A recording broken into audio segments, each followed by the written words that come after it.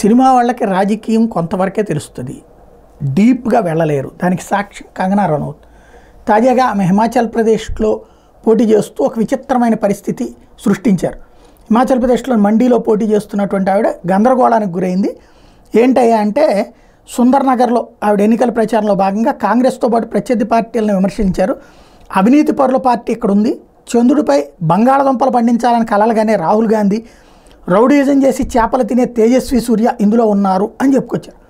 వాస్తవంగా ఆవిడ తిట్టాలనుకుంది తేజస్వి యాదవ్ అని, ఎందుకంటే హిమాచల్లో వాళ్ళు ఆర్జేడీ వాళ్ళ నుంచి కూడా ఇంపాక్ట్ కొంత ఉందని చెప్పేసి తేజస్వి యాదవ్ని విమర్శించాలనుకుంది. తేజస్వి సూర్య ఎవరు? కర్ణాటకలో భారతీయ జనతా పార్టీకి సంబంధించిన నాయకుడు, ఎంపీగా గెలిచినటువంటి వ్యక్తి. తేజస్వి సూర్య పేరు వాడిందనమాట.